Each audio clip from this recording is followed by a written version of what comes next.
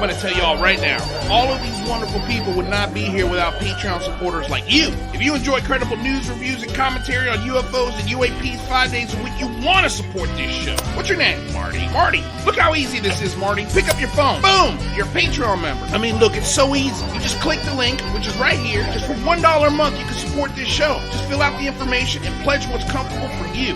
It could be $1, $5, $10, or who knows. Just support.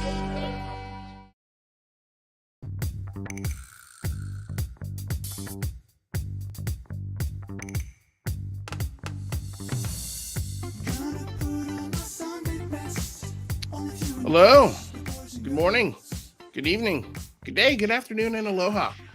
Welcome back to another episode of the Unidentified Celebrity Review, your home for credible news, reviews, and commentary on everything UAP and UFO. My name's Luis Jimenez. Bring on our co-host and guest in a second. Before we do, let's pay some bills quickly. Want to say thank you to DOS Tapes. They provide all of the tunes you hear on the show. Their Bandcamp link is in the description below. Podcasts will be available on iTunes, Spotify, wherever you find your podcast. And by the way, sorry for not uploading last Monday's show. I was so tired that when the show was over, I accidentally deleted the show from where I usually upload the podcast. So, sorry if you guys didn't get a show on Monday. I do apologize. I think there's a way I can get it back, but it's just been really busy. So as soon as I get the chance, I will upload that podcast for you guys. So thank you for being patient. Of course, want to say thank you to the Patreon members out there, future and current Patreon members. Thank you to the Super Chats. Thank you to the YouTube memberships out there. You guys, your dollar goes a long way into supporting this show. We are a public access channel, so we are supported by viewers like you, so we truly appreciate it. But it's not necessary. And if you can't do it, totally understandable. Don't sweat it. None of our content is behind a paywall. It is there for you to enjoy anytime you'd like. And you can help by hitting that like, share, and subscribe button. Ring the bell also as well. That way you're notified anytime the show goes live. So, a couple more thank yous. Moderators, thank you so much for being here. Want to say thank you to everybody in the chat for being here as well. I see we've got some of the regulars, Aaron Desario, Sparky Lady, Max Alt, Stargazer Eternal. Hi from the UK. It's the first time I've seen your name in there. Welcome, sir. Or lady. Xavier Gamer, welcome back.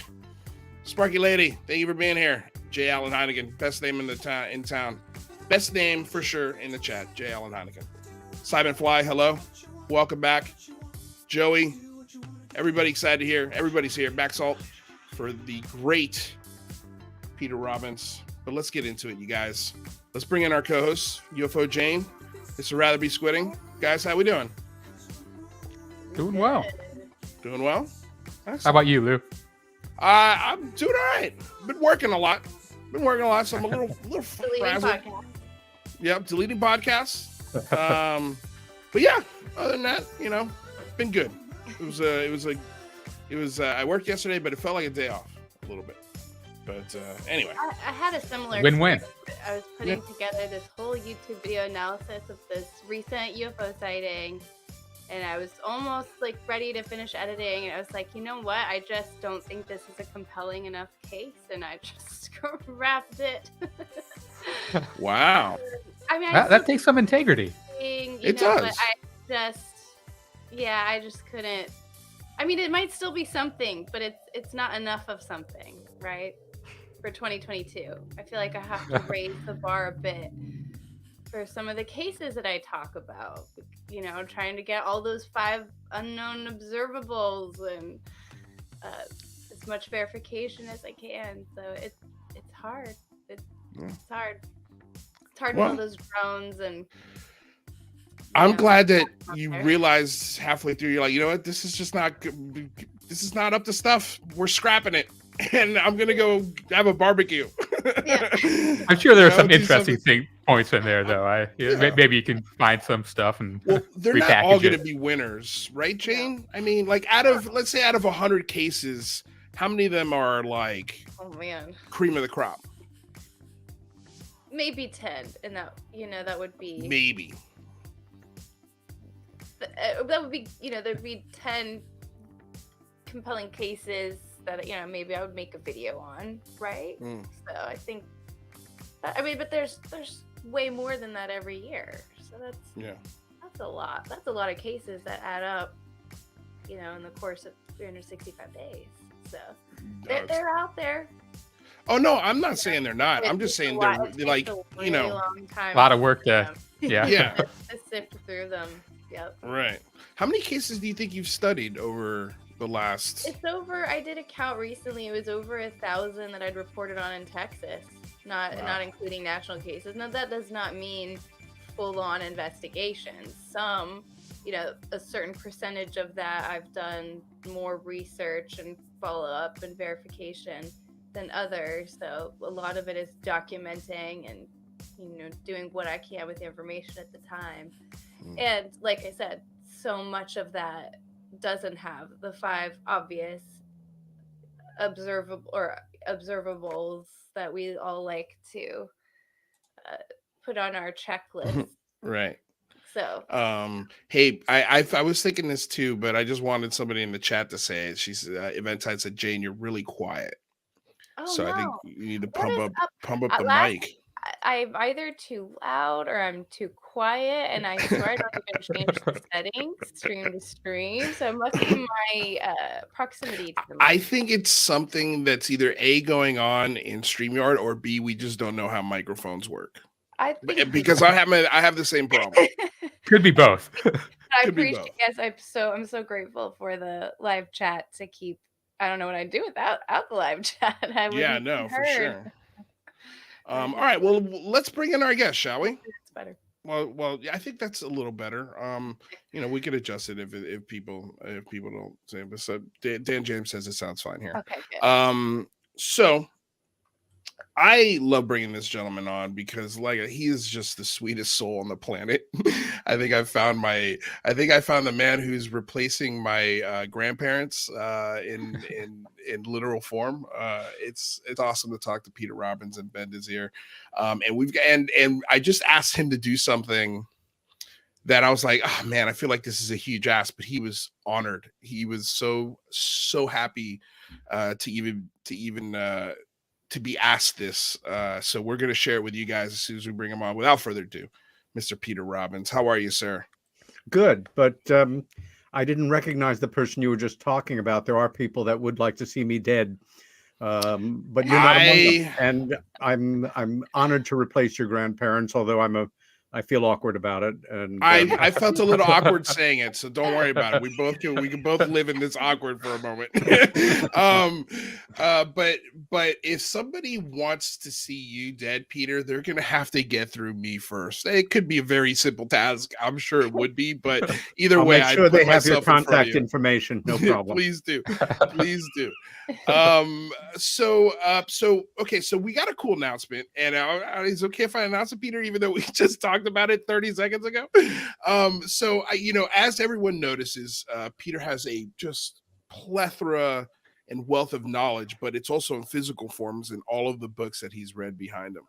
And so I asked Peter to come on once a month and sort of break down his favorite books. And I mean, literally, this could take the rest of our lives to go through his library. And he was so gracious and said, yes, I'd love to do this. So we're going to do a week every month where Peter comes on a day, at least one day a month. And I'm sure we'll bring him on in between just in case we got other stuff to talk about. But once a month, he's going to come on and do essentially a book report for us and share, some knowledge that he's learned that he thinks is fascinating. And also just it's for that, like you were saying earlier, Peter, like not everyone has the time to be a bibliophile or even the space to keep books like that. Now we've got tablets. Where there's so many books, it's hard to find which ones are credible and which ones to read. I think this is a great idea. Yeah. So this thing behind me is just a green screen that they made up to make me look smart. I can't take any books off the shelves, but it looks good. Yeah, it definitely looks convincing. Good. But I feel like in the future, people, instead of having a grand library, they'll just have a tablet hanging on a wall, and that'll be the new library room. Tablet library on a green screen, right? Yeah, so it feels. Yeah, there you go. Yeah, exactly. All right, so Peter, what's going on in the new year? What are you working on right now? Is there anything in particular that's caught your interest before I get into some things that I wanted to talk about with not only you but the rest of the crew? Yeah, number of things. We continue to be in an extremely interesting, provocative period of time regarding serious public acknowledgement of truly anomalous UFOs. So much so that some months ago, when I was asked for the first time in some years to give a talk at this year's International MUFON Symposium, which is a big event in the world of UFO studies. It's in a different city each year. It'll be in Denver in July. I thought, for me, a subject that has passionately caught my interest on and off for decades has to do with the origins of what I call UFO ridicule. And now, over the past few years, that UFO ridicule, just the wink, wink, nudge, nudge, flying saucers and little green men, and all of that arcane bullshit and the nonsense and the insulting asides is going away to a greater degree than it ever has before, which is a very healthy thing, a very welcome thing, but I'm still not quite used to it. And so I thought, for an in-depth paper for a knowledgeable audience like this, why not recreate essentially the story of how this came about, ridicule about this subject? Because when you think about it, it's so counterintuitive, it makes no sense. The whole UFO ridicule is based on somebody, let's say me, saying, I saw something in the sky and I never saw anything like it before. It or they performed in ways that I've never seen anything move around the sky before. It was small as a star. It was big as an aircraft carrier. It did this, it did that. And I wonder what it was. In a otherwise pragmatic, sane world, I'm guessing that the three of you, if I pose that question to you, might say or think, gee, that's interesting. I wonder what it was too. Fair enough. So how, in the name of all, did it get wired up that somebody's saying, I saw something like that? The deeply ingrained response going back to the summer of 1947, when the American public was brilliantly put through a disinformation campaign that lasted no more than a month, although it continued on for years. Everybody was rewired in that. What's wrong with Peter? Does he want to have my attention? Does he think this is going to make him famous? Is he mentally ill? Has he become a mystic? Is he involved in some kind of scam to fool me? None of it makes sense. It makes no sense. And yet, that is the whole way that we proceeded over the past 75 years, essentially, or up until a few short years ago. So I've been working on that paper, and that's had a lot of my attention. I continue to, like you guys, look for interesting guests and interesting programs for my weekly radio show, Meanwhile Here on Earth.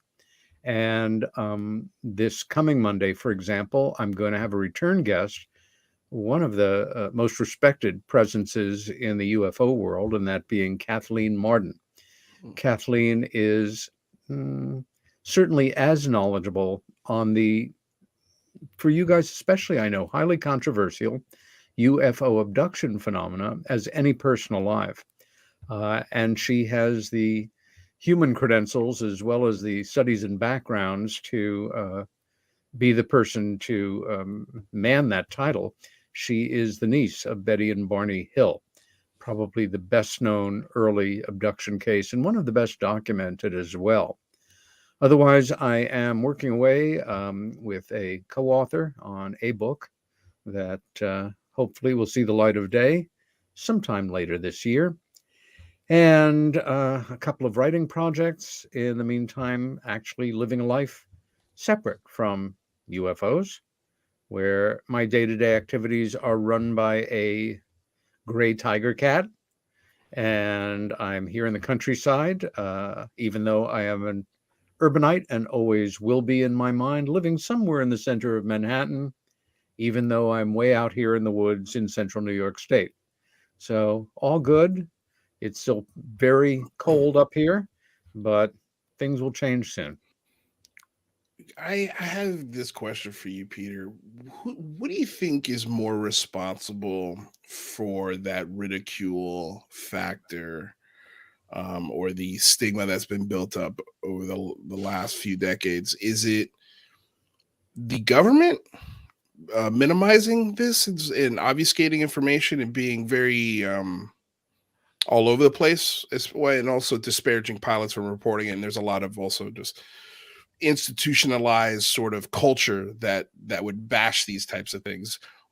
Or is it this element of the community that takes advantage of people and sells them on this, on these, hey, if you pay me, you could get this movie with top secret information, or you could get access to my blog that'll give you all the answers you're looking for.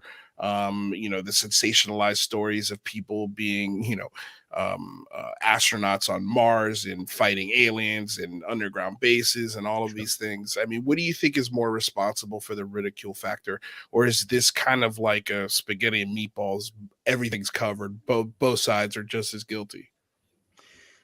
I think it's actually fairly simple, and it follows a linear track in time that goes back to, once again, the summer of 1947, and something that was set in motion then, and was, I expect, much more successful than the initiators imagined.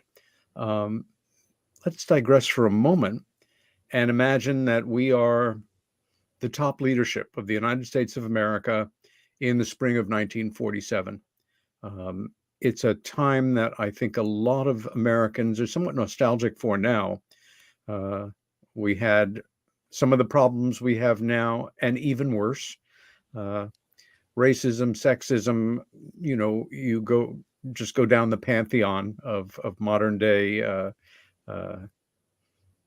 causes and issues. But we had, in great part, helped the world beat back fascism. The Marshall Plan was in effect. We were doing something remarkable. We were helping our two previously worst enemies, the Empire of Japan and Germany, rebuild themselves into contributing democracies. And look how well that worked. I think it's absolutely amazing. We were, in a way, what we long for, we wish we were now. Overall, good and decent, society that was helping getting us out of the war. And of course, looking toward the dark clouds of our next group of problems, which was going to be with the Soviet Union. So here's the deal. Everybody knows how a pearl forms. A piece of sand gets into an oyster and it's irritating.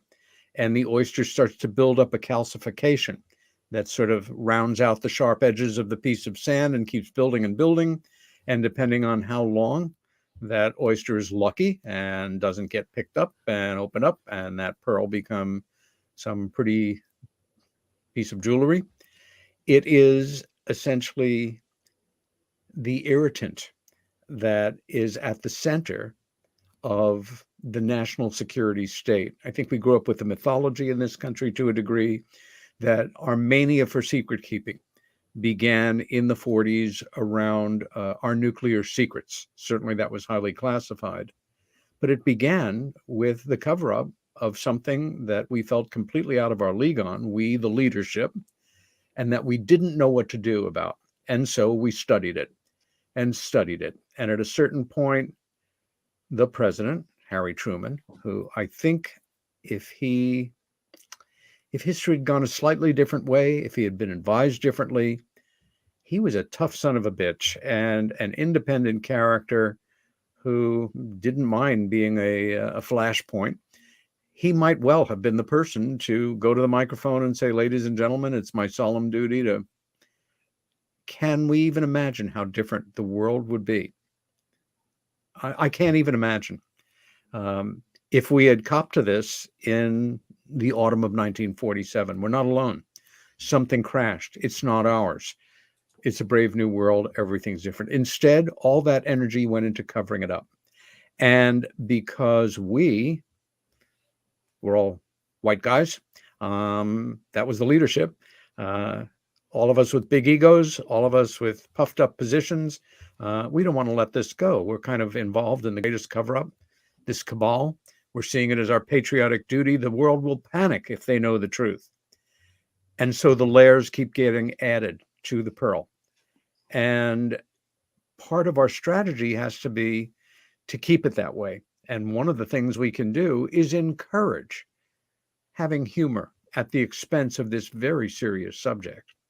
But the fact is, major media, led by the New York Times, slammed away at this every single day throughout the summer and into the fall and in the years that followed, and demeaned it, belittled it, made fun of it, followed by the rest of the media to a great degree, and either quietly encouraged by the forces that be within government, or didn't have to be. It became a self-perpetuating mechanism that no reporter was going to buck the system and say, but we've got to take these seriously. Yeah, really? You like your job? Everybody's joking about it. You want to be the one to say that we're being visited by Martians right now when everybody's freaked out about the Soviets? Go do it and then look for a new career. Part of logical thinking might say for some of you, it can't be that simple. But I maintain that it was. And that's what set it in motion. And that ridicule just kept coming as part of the byproduct of the cover-up. What happened to change it was, I guess, in part, there were secret keepers that maybe felt enough was enough, and stepping back from the board were other ones still wanted to keep the lid on that thing. But in December of 2017, 2 articles appeared in a Sunday edition of the New York Times. One of the articles started out in a small box on page 1, but it still had bragging rights for being a page 1 UFO article. And they were both good, solid articles, both of them revolving around what we now would call, one, the Tic Tac case, the Navy case that you're very familiar with, and the other around the late, great Harry Reid, Speaker of the House, who 2006, I think, was petitioning the government for about $20-odd million for funding a basic study project. Very simple, $20 million, a lot for the 4 of us, but in a national budget, a drop in the ocean. And then it was found out years later. And I guess the media just had gotten tired of its old ways, and people simply started taking it seriously. As you guys know also, which I think is fascinating and healthy, is that interest has been growing equally politically for people who are emblematic of the left or the right. Whether it's one of my senators from New York State here, Kirsten Gillibrand, or Marco Rubio from Florida. These are political opposites, but they both are very serious about doing what they can to help get to the bottom of this, or at least to know more. And so the world is following. And the government per se is going to drag its foot on this, its feet on this, if it can, for 100 years. They're never going to willingly admit any of the exotic stuff. And what they are going to admit is all choreographed. It's been known for decades already, but they'll play this game until something happens to either rattle the cage, or a wild card comes in, or who knows. So basically what I'm gathering here is it's the military's fault. it's the military's fault that we have this huge wall of stigma. Not necessarily. I think the military was part of it. The intelligence community, and remember, our intelligence community really only took major shape after World War II. The CIA didn't go into effect. It didn't open its doors for business until September of 1947, Our National Security Act is from 1947. 1947 for me is the most interesting year in American history in the 20th century, that so many amazing things happened just below the public radar, below It the is level referenced of. in the. Did you know, Peter, that it's referenced in the Gillibrand Amendment, the National Security Act? So that's they are requesting from the intelligence community to reveal what they know, and they define the intelligence community as defined in the National Security Act. So just what you're talking about. Exactly. It really is quite logical. The other thing, because it's again not just the military, not just the intelligence community, one could argue that Harry Truman and the people that he appointed, his cabinet people, his closest advisors, who were not elected, they were appointed. In their own ways, I guess they all checked out as distinguished Americans or leaders in their field, or what you want to call it. Something had happened in this country right as the world was going into World War II, that was brought up repeatedly as a warning. And that was, for me, with a theater background and loving good fiction, a wonderful novel written by the great H.G. Wells that was published in either 1899 or 1900 in England.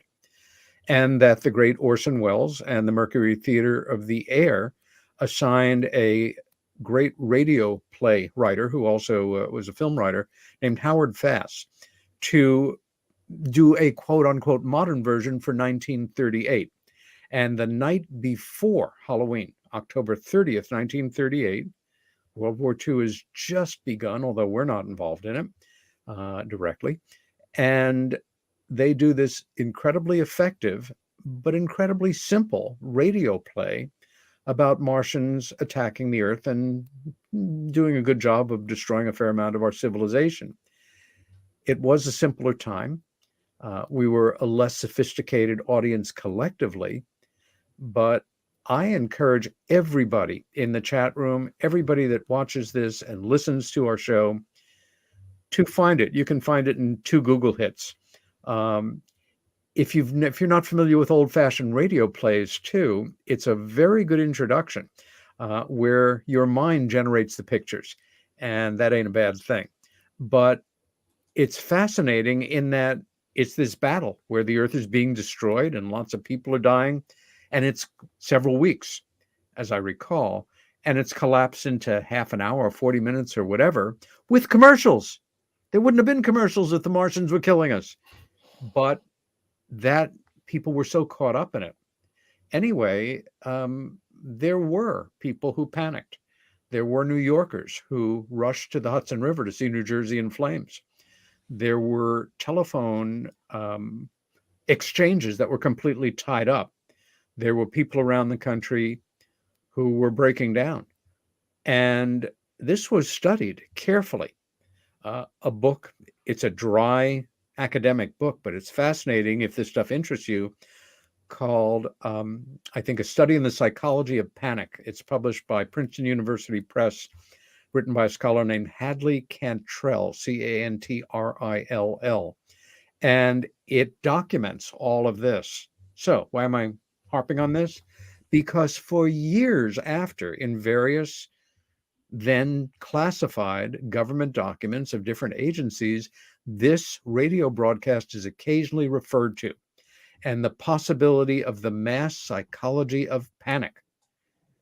I think sometimes people like us, and when I say people like us, the 4 of us and a lot of the people in the chat room here, we feel whatever the heck this whole UFO thing is, and it ain't just one thing. It's everything from Jacques Vallée type phenomena and John Keel's theories to hard metal machines of advanced technology under intelligent control. It's all that stuff and probably more. But we who study it and who at a certain point can say, and I think the 4 of us could say right now, if that announcement were made tomorrow, I'm about as ready as I can be.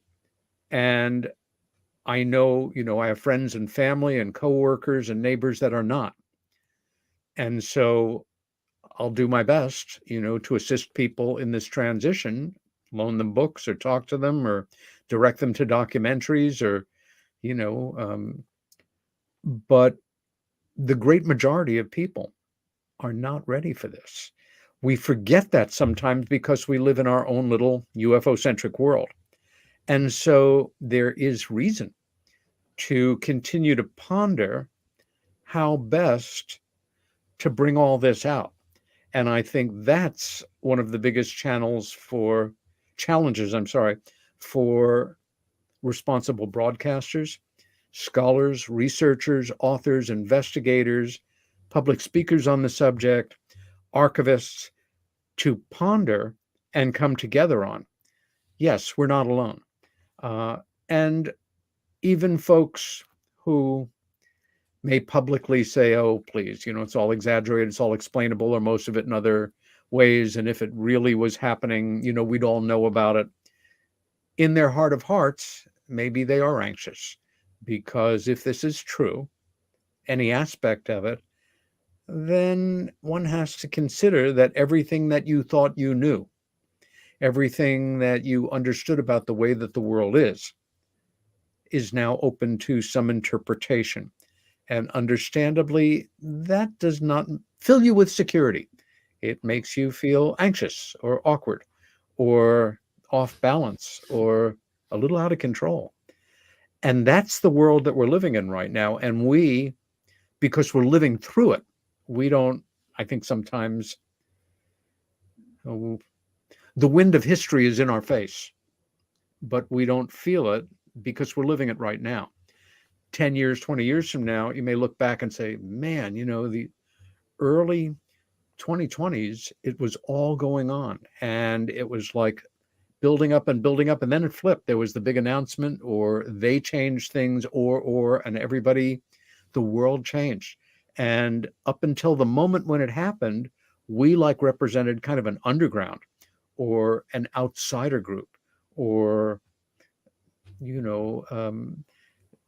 a world separate from the world that we live in, because we were already partly there. And then everybody was there. I hope I'm not talking too much of a circular way here, but this is a very exciting time in that it's all happening right now. Disclosure is happening. The government, per se, unless their hand is forced in some way we can only imagine, and that can go into the science fiction realms, what would make the United States government say, okay, somebody's got to go out there and go to the mic and say it's all real? That's an interesting question. But until that happens, we're lingering in this netherworld of transition. And I think it's very exciting in a weird way. What do you got? Yeah, I think everything you're saying makes a lot of sense. But it does seem like you are kind of using the assumption that the government has something tangible to disclose. What do you think about the possibility that it's just an unsolved mystery? And I'd contend that the government disclosing that there's something unknown would be just as concerning as if it was something tangible to disclose. I'm curious your thoughts on that. Yeah, no, it's a great question, rather.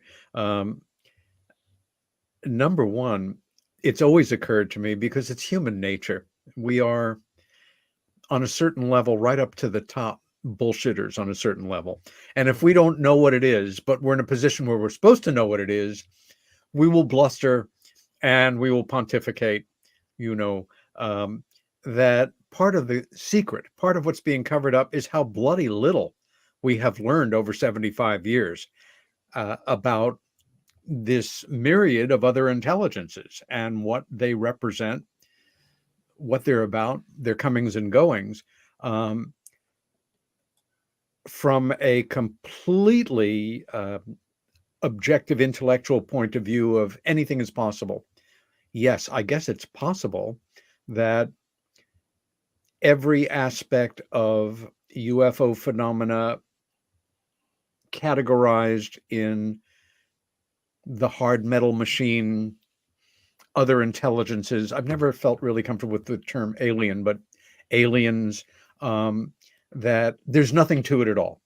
It's absolutely whatever else it is, it ain't that. There's no aliens anywhere on other planets coming and going from here in machines that are disc shaped or whatever.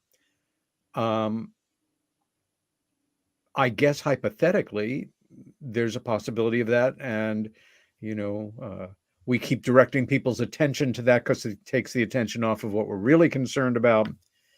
But I don't buy that, in part because I don't have the luxury of disbelief at this point after more than 40 years of case studies and seeing such a preponderance of hard evidence, including a great deal of what we would call contact-related evidence, where organic material is physiologically transformed into something else when it comes in contact. Let's say a bona fide hard metal UFO touches down in somebody's yard, as happens, and it leaves a burn mark in the soil where the pH is completely blown. It cannot retain moisture at all. And a year and a half, 2 years later, there's still that burn mark, that the snow melts first there, that soil is fused in a way that you can't even repeat in an industrial microwave oven. And you're stuck with a physical anomaly mystery to go along with the 12 witnesses in the neighborhood who saw the craft at the moment that electricity blanked out, and a week before the pet dog died of this weird cancer, and that you woke up the next morning with that scoop mark on your knee in the exact same place as the one your mother has associated with her memories of the bedroom visitation. I could go on. But for me, there is a reality to that. And at the same time, ufology, a word that has taken an awful beating the last couple of years. Got to think of a new word for it, I guess. UAPology? No, that's not going to work. There's something in there. It's like there was a time that calling somebody a liberal was not a curse word. Liberals that I know retreat behind the word progressive. But look at the definition. Off on a tangent here. If anybody who is a progressive or liberal reads the definition, the dictionary definition of the term conservative, and can't find anything in there that they can embrace, I think they have a real problem. By the same token, if you see yourself as a proud conservative and you go to the dictionary and you read the definition of liberal, and there's nothing in there you can support, you may have a bigger problem. It's all there in Webster's or whomever you're looking it up. Be that as it may. We have a situation where the reality is overwhelming, and most of us, because it's I'm sorry, I lost my train of thought. Ufology is an unregulated field. It's not like, if we were attorneys or doctors and we were involved in some kind of malpractice. I lied about documenting a sighting, or I faked testimony, or I presented this Photoshop photo as authentic. The AMA or the American Bar Association is not going to block us from doing UFO research. The closest it comes, I guess, is if you are a member of MUFON and you have trained to become an investigator, which is a good training, and then you are caught acting unethically, you could lose your MUFON membership. Okay. But with the wonderful world of the internet, which is so cutthroat and so double-edged, we are in an area of study where somebody can say, this is what's going on, and giving you the most harebrained, loopy, mystical, goofball explanation, and then say, prove I'm wrong. And you can't do it. By the same token, you can say, no, it's crazy that people think that such and such happened, but these little beings come into people's homes in the middle of the night, and they float them off their beds and through a plate glass window and into a craft that then can dive into a river, and they're examined and it follows bloodlines, and that's real. That is real. But that sounds crazier, or as crazy or as imaginative as any science fiction scenario we can think of. I see part of my work in this field doing what I can to help educate people, however that's possible, to the understanding that this is part of the way the world is, awkward and weird and creepy as it sounds, and that if you study the literature, the better part of it, you'll at least see the basis of it. But no, I don't have the thumb of a gray alien. I don't have a carburetor from a model, a Bob Lazar model flying saucer. I can't give you that kind of proof, but I am as sure as I can be that we have bits and pieces and maybe some very intact parts and the remains of formerly living non-human occupants, that kind of thing. But until that breaks through in some way, and there is a leak that cannot be ignored, denied, joked away, we're still living in this world of, yeah, right, show me, and I can't. Yeah. Well, what makes you sure that the government can show us then?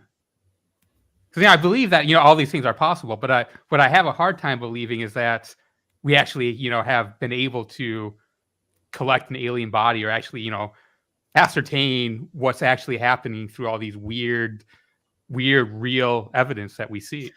I absolutely know that you have that problem, and and I respect it.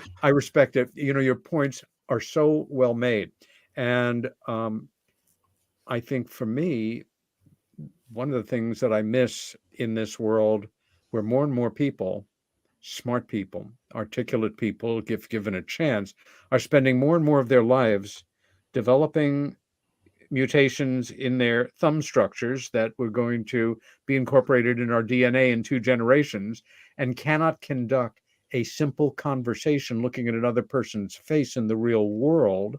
They need that screen, that beloved screen, to keep them safe distance from another icky human being. One of the things I always like about speaking with you, rather, is you're a good debater, and you understand the points of discussion and argument that used to be part of high school education and now are not. I am convinced, but again, I come at it from a very different angle with decades. I mean, sometimes I wonder how different my life would have been had I simply either stayed in the arts, even if I had, had this profound sighting as a child, but just sort of incorporated like, wow, that was amazing. And I still want to be, a very successful painter based in New York City, rather than what the hell did I just do with the last 40 years of my life? I'm glad you made the decisions that you did. Well, I think both interesting ways to live your life. And I think, for us, for our viewers and listeners, no matter what you're doing, no matter what your secret goals are, no matter what your stated dreams are of aspiring to, of what you want to have happen with your life, we all want to live an interesting life. And one, I'd like to think, for a person that's halfway decent, that you're contributing to the greater group of humanity, that you're leaving the world in a little bit better place than maybe you found it, that if you can't do any good, you're at least not doing any harm. But I think these points need to be debated. And for everybody like me who is absolutely convinced that not only is this phenomena real, and not only does some of this phenomena represent, it's funny, extraterrestriality, as a rationale, as one of the things that is representative of UFOs per se, used to be the most exotic, and now I find it the most conservative. It's like, yeah, we're not alone in outer space, and in the cosmos there are other intelligences, and they come and go for their own reasons. That's like the most basic thing. Interdimensionality, that's something more exotic to me, or other explanations for the truly anomalous. But when you make a point like that, rather, I just have to be better at responding, or more articulate or better informed, because we're all in dialogue on this. And I think problems start to happen when people just go into belief. I want to believe, the great X-Files poster that we've talked about before. Enough already. I'm sure they're good, because if they were bad, we'd all know it. And, we'd be working in the salt mines, and they've got to be good because we really need them, because, we're not doing it ourselves. We need a new pantheon of technological gods to help us sort out the problems that we human beings have inflicted on ourselves. And God per se doesn't seem to be moving ahead and cleaning up the atmosphere for us, and doesn't seem to be helping us with putting together what we need to do to get all the trash out of the oceans. We're a mess, and please let them be good and help us. Let them be the space brothers who are going to cure cancer and help us with population control and growing more crops. I hope they don't help us with population control, Peter. Oh, yeah. that might not be a good thing. That's the other thing is what you're saying. The other thing is that they're the Martians from Mars attacks. Everybody's favorite bad aliens. Those are bad, but they make you laugh while they kill you. Well, okay, so we've got a couple of super chats here I want to get to real quick. Just say thank you for Mace One. Thank you so much for the super sticker. Sparky Lady says research time with Peter Robbins. She was excited. Gary Voorhees with a $5 donation. Thank you so much, friend, for being here. He says hello all. Ryan Sprague says could listen to Peter for hours. P.S. The biography on his father is incredible.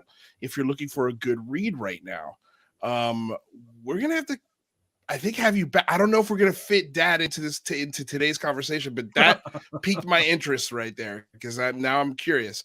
The Kepler says the being ready process only comes from exposure, in my opinion. So the big question is unfair for humanity. I think we need to know to be ready for the reality of it. Which is an interesting point there. Gary Voorhees says, I feel the general public does not understand the significance of having UAPs running around. Makes me feel mad some days. I totally understand that feeling. What does Peter think the real holdup is? Question from Don D. I guess I'm wondering if that's in reference to our government releasing information, disclosure, or just disclosure as a whole. Let's assume that's the case, and he can let us know if that's not the case. Number one, this is a situation with lots of moving parts. There was a time, and let's say that this situation was addressed in the 40s. A president might well have been able to go on the radio and be quoted in the newspapers and say, we found a crash and there are bodies and they're not human, and the technology is not ours and the materials are foreign to us. And folks, it's a whole new reality. I think first, in order for a first official step in disclosure to happen, it would need extraordinary coordination. Every major world leader would have to be involved. Leaders in fields as diverse as business, petrochemical, psychology, food distribution, environmental impact, the arts, would have to, the world of religion, we who would coordinate this and how, as far as how do we go forward together the best informed way that we can. It's a subject that is born to be overthought about. And no one person, how does somebody establish, well, you be the leader of this thing. We'll all talk to you about it. You can help us all put it together. The infighting on that question, and what nationality they should be and what their qualifications should be. A scientist? Well, sure. No. A psychologist? Sure. No. A religious leader? Sure. No. A philosopher? An artist? I don't know even where you begin. And we're in a logjam. Again, things changed last year, symbolically at least, in that with much touting and being anticipated, the United States government, aka the Pentagon in this case, issued a report that was published and distributed in June. The redacted, unclassified version became public knowledge. The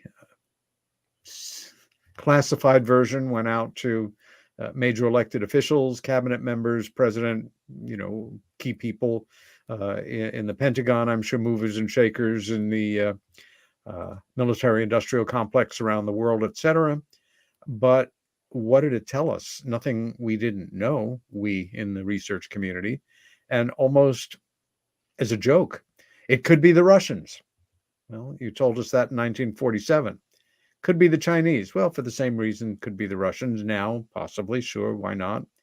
Or it could be this really exotic possibility of other intelligences, beings from other places. Well, I think we've known that for 75 years, but it's scripted, it's theater, it's kabuki. We've got to say something because the old excuses aren't working. People don't buy swamp gas. They're too sophisticated. They don't believe it's mass hallucinations anymore. They don't accept the possibility that it's post-traumatic stress from just life in modern times, or it's all weird weather inversions. So we've got to say, yes, it is something. We're all realizing it is something now. And gosh, these old documents, they do reflect back on this. We're keeping an eye on it. And I think if our government had its way, they would issue a report or two or three every year for the next 80 years. And they would all, a little bit more of this here, a little bit more of this. We're studying it. We're trying to figure it out. When behind the scenes, they know it. They know it. But, in our country, forget about the rest of the world on this. In our country, if a president of the United States were to go on major media and say, my fellow Americans, it's my solemn duty to inform you that we have been aware since 1947, and we have not been talking about this, been covering it up. They're not going to do it. Why? Because it doesn't matter whether they're Republican or Democrat or liberal or conservative or black or white or man or woman, they're president. And unlike us, who are not thinking about, and correct me if I'm wrong, are any of you thinking daily about your place in history after you die? Is that preoccupying you? No, I know it is. Somewhere in the ground. Okay. Yeah. I for sure know I'm gonna be a fart in the wind when it comes to that's understood.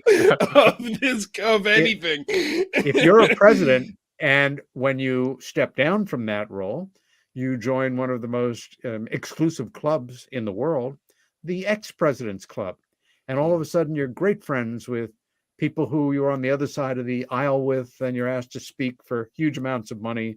And everywhere you go, people will treat you with deference for the rest of your life. And they have to address you as Mr. President. Pretty cushy. But if you were the current president and you were about to do that, say, ooh, this is going to be awkward because I am about to say between the lines that every single American president, including all the living ones, you guys, starting with Harry Truman, is an unindicted co-conspirator in the greatest cover-up in human history. Maybe I shouldn't do it. End of You that make part of the history. story. You You'd would make certainly history. You definitely would be part of the books. That's for sure. I mean, there's no doubt. If you're the guy that does it, you're in the history books forever, right? Sorry, I know You that got there's that right. I know there's some super chat to Lou too that we need to get to. I know Ryan Yeah. has a question and stuff, but Well, I have we're to gonna get to Ryan's question, I think, toward the end, because there's one other thing okay, I want we to put might out save for that one. everyone. That's Yeah, kind of a big one. yeah. Yeah. To just But I have to ask, what is the so you know, you're talking about how things started in summer 1947. I wholeheartedly agree with you. To me, if Roswell wasn't that initial newspaper report, that means all the saucer sightings after were just like complete coincidence, almost like those witnesses like could see the future, you know, and all the gray alien accounts are just like completely like incidental. It's just that's way too hard for me to conceive. There's so many detailed saucer reports all over the world and pictures and stuff too. But so for me, you know, the Project Mogul story just it seems like a story to me. The latest story I remember reading in Popular Mechanics magazine's other debunkings back in the day. I mean, they used to have debunkings to explain the bodies because they couldn't deny the bodies for a time. Now the bodies didn't exist. So anyways, my my long-winded question, have you found any in any of the books you've read or research you've done, have you found anybody that talked to the Project Mogul cover up story? You know, one theory I have is that, well, maybe there was a spy balloon, you know, in New Mexico and an actual saucer crashed into it or just crashed in the vicinity of it, right? I mean, what do you say about the project, the latest disclosure, which is that it was just a spy balloon and there was no gray aliens and there was no flying saucer? I mean, what do you say about Project Mogul, basically? That certainly in the summer of 1947, we were using these very large balloons at high altitudes for weather experiments and the like. But this is something made of equivalent of polymer.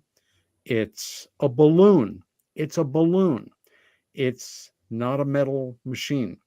It's not under intelligent control. It's caught up in the wind.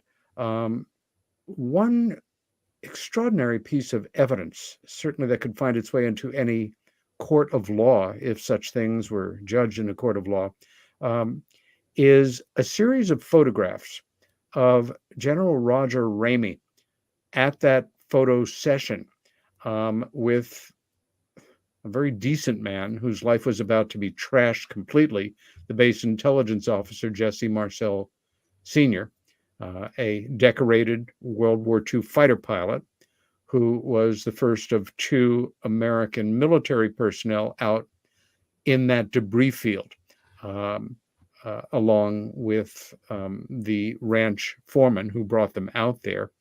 And he basically how can I say? He basically said, this is, I swear, that this was the way it was, and I handled this material. If he had chosen to back down willingly, history might have been, kinder to him at the time. But he was made to pose the next day with parts of a weather balloon as opposed to parts of the craft that he had posed with the day before. There is a photo of Ramey, who was an American general, deeply involved in the earliest days of the cover-up, holding a telegram. The photos were taken by a news photographer named James Bond Johnson. People may laugh because his first two names is James Bond. He was born before James Bond was even a flicker in Ian Fleming's eye. He just happened to be a news photographer. And at the time, they used these 5x5 Graflexes with marvelous resolution. But we didn't have the technology to show the lettering on a telegram, even with a really sharp, fine lens. But in time, that technology did come about. And if you Google General Roger Ramey, Roswell telegram, you'll find it in a couple of hits. You will see, and this has not been doctored, it's absolutely, the chain of evidence has been unbroken, that there are references to this crash of the disk of they're not talking about a balloon. You can read parts of the telegram right there. It's just one piece of evidence. I'm sorry, I didn't notice who it was, but on the chat comment, somebody said, do I really believe that presidents of the United States are told everything about, this UFO phenomena? No, anything but. I think Truman knew all there was that could be known at the time. I am fairly convinced that Eisenhower inherited that knowledge, in great part because our military thought a great deal of him, as did our intelligence community. Again, his background as a ranking World War II general and as a man of very distinguished character. I think Eisenhower knew too. I think everything changed with Kennedy, who the military and the intelligence community didn't like at all, in great part because he refused to follow through on the Dulles brothers' mad plan to grab Cuba and to invade. And I think they told him whatever they wanted to tell him. I also think there's evidence to support the very real possibility that John Kennedy was a naval intelligence officer and not just a heroic PT boat captain. Be that as it may, I think from then on, every single president has been told by whomever that operative transitional group is, people whose names we don't know, whose faces we don't know, who are appointed in the dark recesses of the way that government works, but who are not known to us. They tell every different president whatever they want that president to know. If that president is in their good graces, they may know more. They may know only enough to not give them, to maintain plausible denial should everything blow up in their administration. I'm guessing that more presidents than not are given some kind of briefing.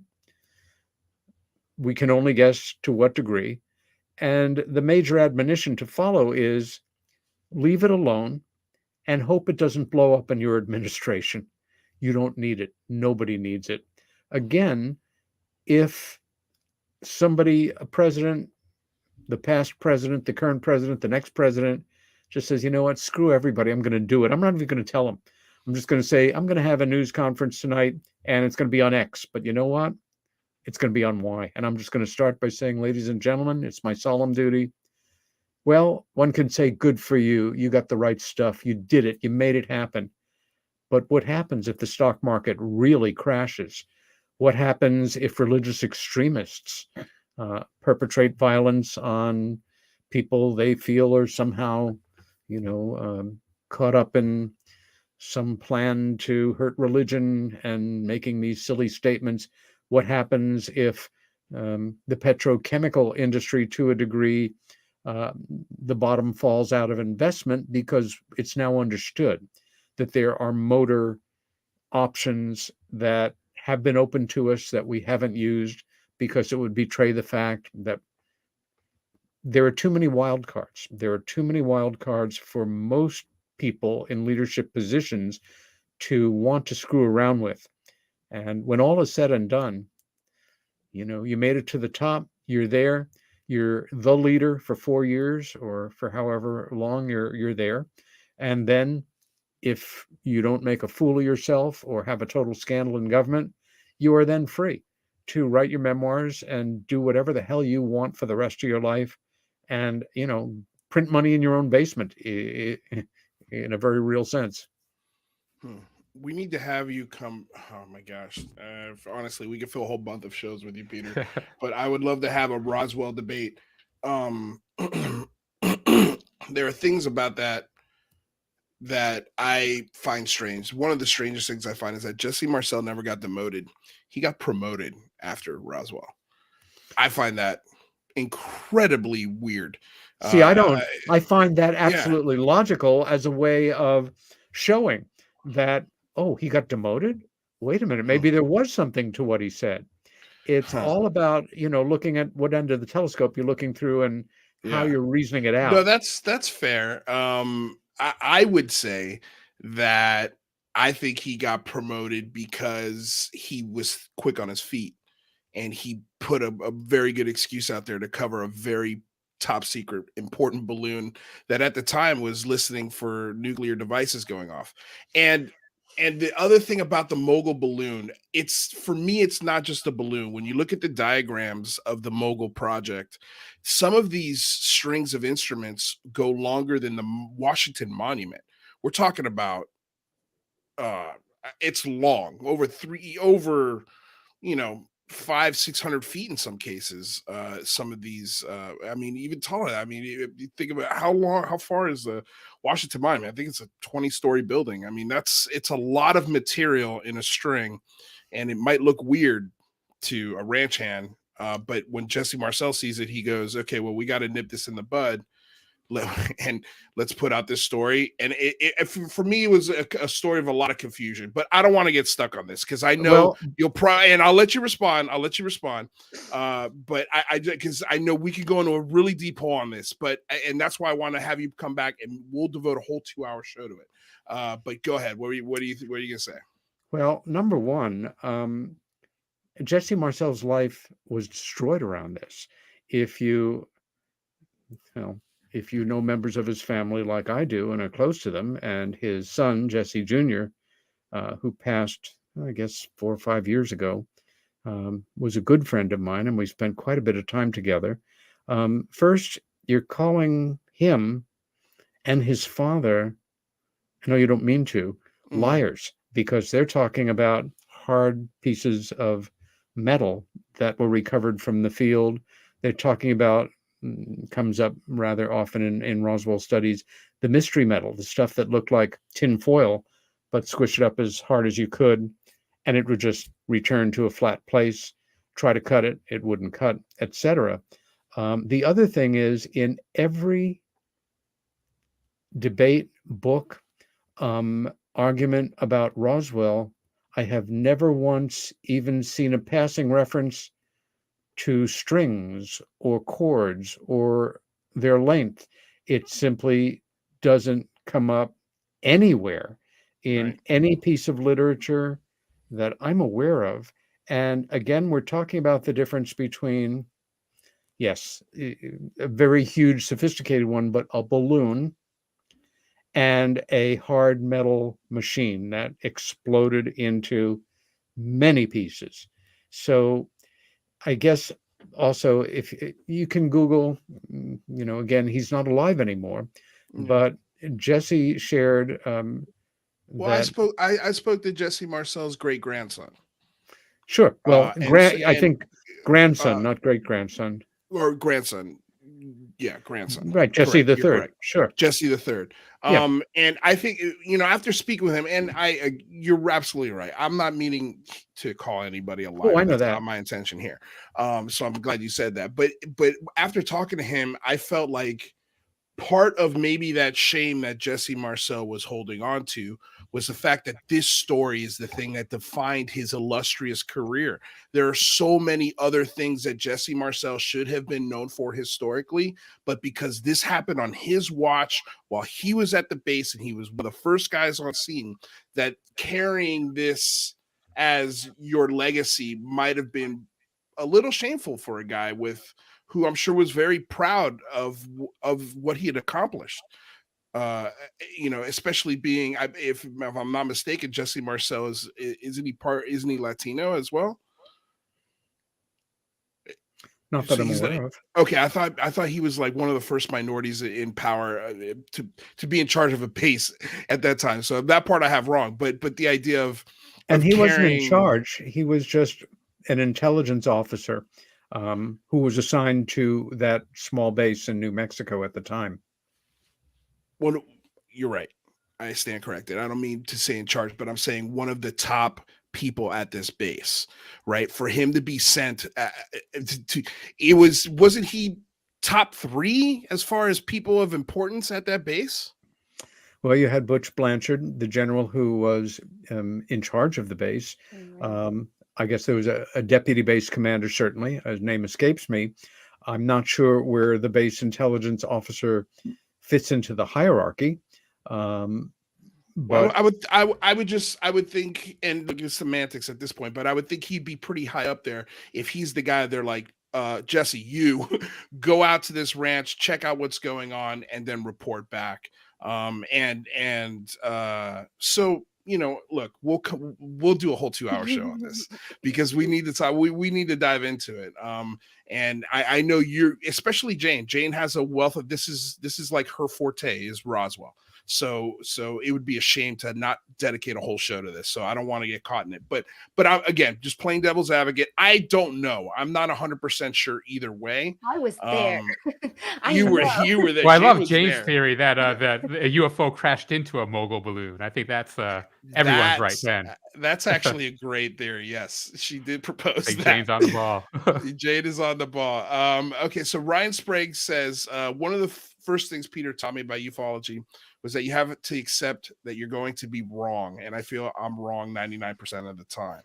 99.9% of the time. I'm sure it's not that high, Ryan. You're always so hard on yourself. Ryan's wonderful, and he reminds me. I once had a talk with a commercial airliner pilot, and he's somewhat philosophical, and he said basically what I do is his run was New York to Los Angeles for some years. He said, I spend 3,000 miles sitting in a seat, never on course, but just always correcting. My whole life is about, drop down 300 feet, go 3 degrees to the right. Now go up, 180 feet. I'm never on course. I'm always correcting. I'm always compensating.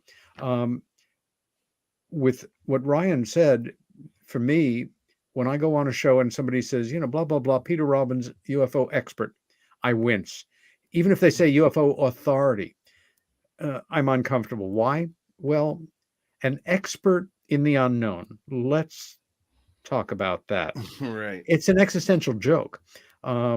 I know after all these years how little I absolutely know in terms of what I can prove in a court of law. For me, I don't vibrate at a very high vibration.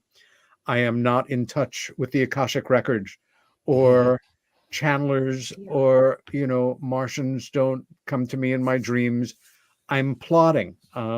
I work like a cop or a lawyer and putting together pieces and triangulating evidence and either building an argument or a case or what have you. And I know enough to know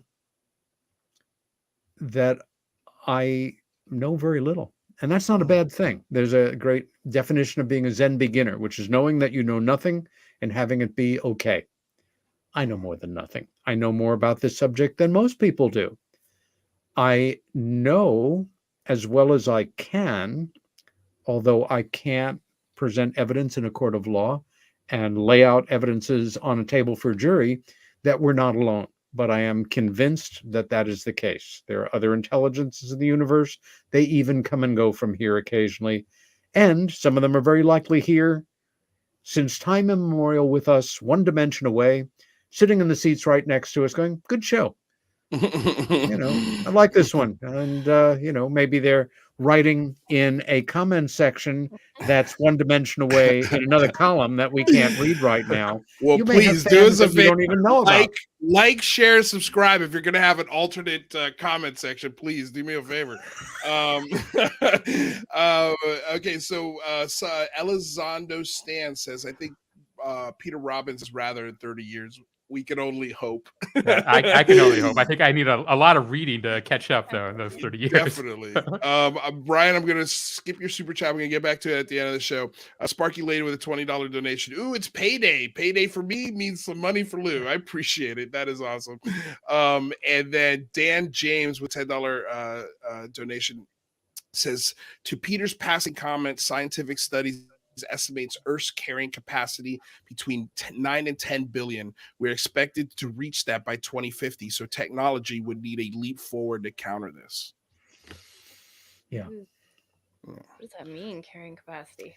Well, We're that all too heavy. population. Yeah, we wouldn't have enough resources to supply that demand. People avoid. I mean, I remember, like in junior high school, my folks were great in terms of just dinner table conversation. Anything went. We talked about what we did in school, what's going on in the news, what's on TV, friends, family, whatever. And I remember at one point, funny the way things stick with you, that it was some news story that we are coming toward a time when there are going to be 1 billion people on Earth. It's never happened before. Can we sustain it? This is huge. It took that long until whenever that was in the 60s or whenever that reality happened. And in a few short years, relatively speaking, 50 years or whatever, it's now 8 billion. That's crazy. And it all comes down to a subject nobody's very comfortable talking about, which is, it used to be called family planning when I was a kid. And I grew up with that as an understanding and understood about birth control and things, but it's been mystified or mechanized. It's been politicized. It's been made sacred. It's been made profane. And the one thing that immediately sparks everybody to think about, oh God, the ultimate control is, even if I have nothing, I can have kids. And you can't stop me because I'm a free person, and I'm going to breed you out of existence because I want my religion or my race or my belief system to dominate yours. And the only tool I have is sex. And so I'm going to have more kids than you're going to have. Oh, wait a minute. Maybe this wasn't such a good idea, because the world is in a terrible place right now as far as all that goes. And still nobody is dealing with the reality of it. It's just trying to find ways around it and accommodating the understanding that it's just going to get worse and worse and worse. And the moment that one even thinks about, is there any way humanely and caring to address this situation? You're a Nazi. You're into eugenics. You're into, clamping down on people's most basic, human right.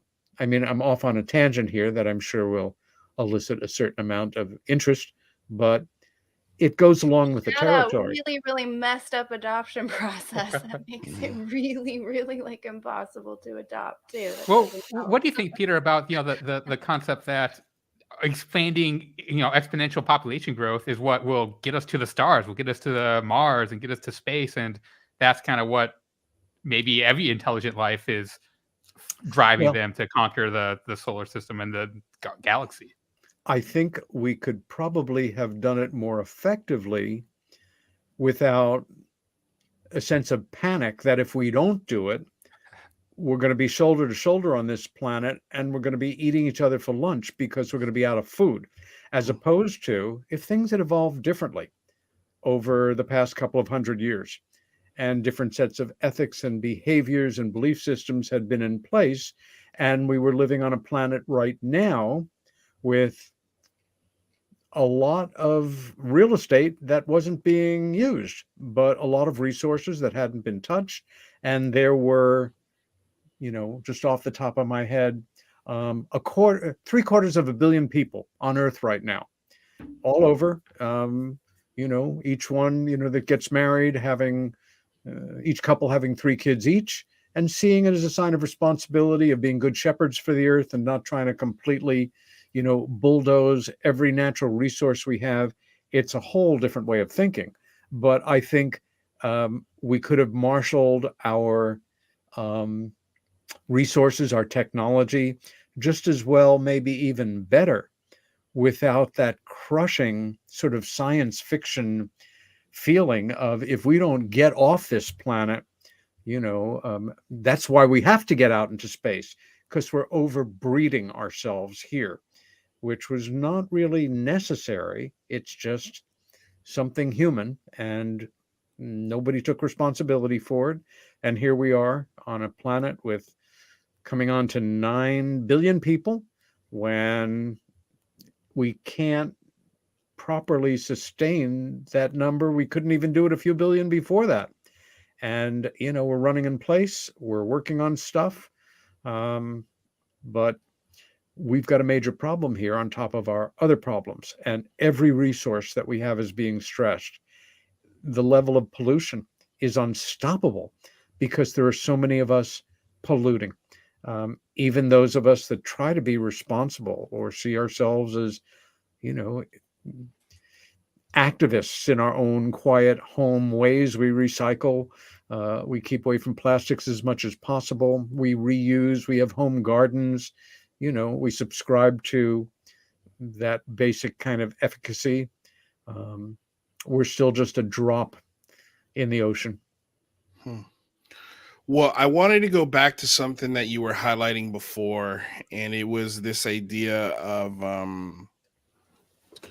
of really intelligent people not being able to sort of comprehend this topic, and the idea of even thinking about it forces them to think in a whole new perspective and question even their own realities in some cases.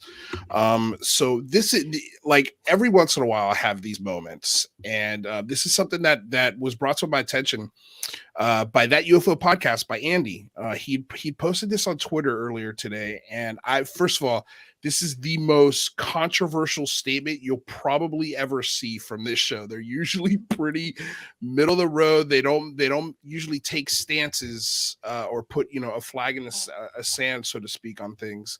They're very good with just not making I don't know how the right way how to even word this, but essentially they're not controversial. They've got a show. It's an awesome show, but they do not. They never get in Twitter fights, and I think they're really good at avoiding it. A lot better than I am, that is for sure. But why is this not coming up? Oh, okay, that's why I have to add it to the screen. Sorry, guys, I'm going through all these buttons here, and I'm just trying to figure out. There we go. Sorry, production issues. Okay, so this is what Andy said. He posted a video of astronaut Chris Hadfield. And said, disappointing and narrow-minded take from someone I have respect for. And I've got the video right here. We're going to play it for you guys and then sort of go over some of the responses. But I'm curious what Peter's take is on this, because when I see stuff like this is a gut check for me hard on my belief systems. When I hear someone of this caliber say something like this. So I'm going to play it right now. The basic common sense test. We have 7 people living up on board the International Space Station. We've been sending people to space since I was born. I've flown in space 3 times. I've spent half a year off our planet, going around the world 16 times a day, looking everywhere out the windows. Space station is festooned with cameras. I mean, it just makes no sense at all. That intelligent life from somewhere we have no idea. It's obviously not from our solar system, because we've had a good look at every planet so far, could cross interstellar space, and they wouldn't try and communicate with anybody. They would just sneak around and only be caught on strange looking video by some fighter pilots. It doesn't pass any basic sniff test of logic. It's fun, it's exciting, it's science fiction, it's a neat thing to speculate about. But if you just use a little bit of reason, the whole argument. I think that's where the clip ends, but I think he says it just falls apart. So I'm curious, what is your initial reaction when you hear an astronaut say that? The same reaction that I have when I hear a PhD astronomer or a Pulitzer Prize winning biologist or a leading academic for a respected university, with the same kind of flip, condescending attitude of, look, we've studied this, we've looked at it from every angle. Surely, if this was going on, people like me would be aware. It's this, I understand, a wish fulfillment thing, a longing for something more exciting and less mundane, and the romantic idea of life in space coming to visit us. Also, it's because I haven't had the experience. It doesn't exist. Or I work for the United States government. I am an astronaut. There are certain things that I have been pledged to not discuss.